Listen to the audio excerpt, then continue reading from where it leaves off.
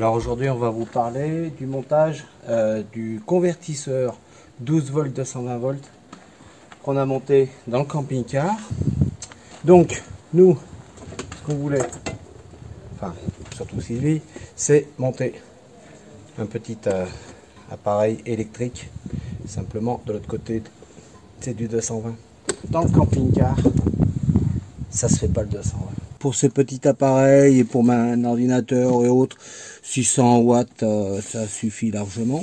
Il suffit de brancher le 12 volts sur les bornes, avoir un petit fil moniteur qui commande l'appareil un peu plus loin, avec le 220 volts qui se branche ici.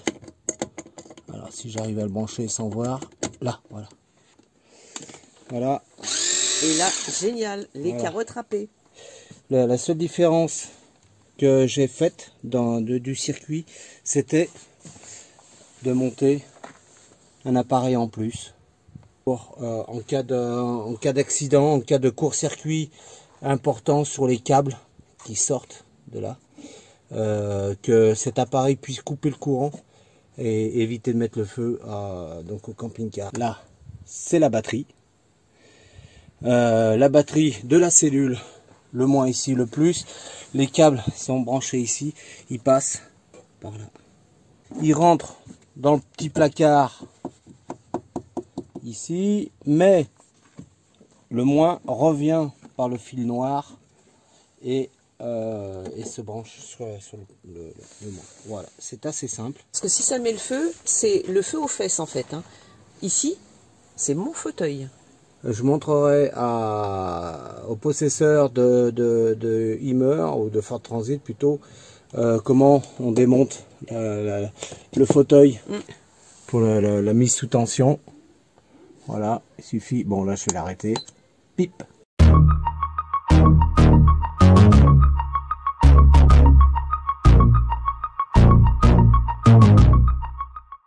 Je vais monter un isorel pour éviter, en cas de problème, les courts-circuits.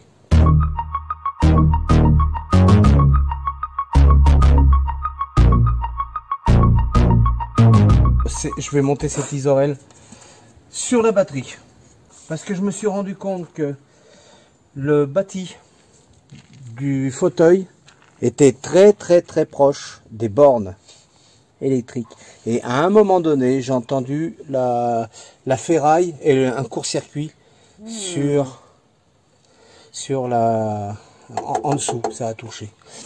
Il y a quand même un espace avec la barre là, ça laisse un espace pour que la batterie respire. Voilà, je vais mettre comme ça, bloquer comme ça, ce qui fait que fini, plus de risque de court-circuit avec la ferraille en dessous là. Bon là j'ai mis mon isorel et attention, faut tirer dessus. Là c'est pour le remonter, mais voilà.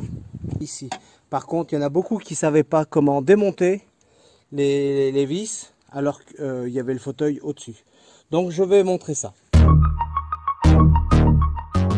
On commence à mettre une vis, on serre pas. On serrera tout à la fin. Là, la deuxième vis.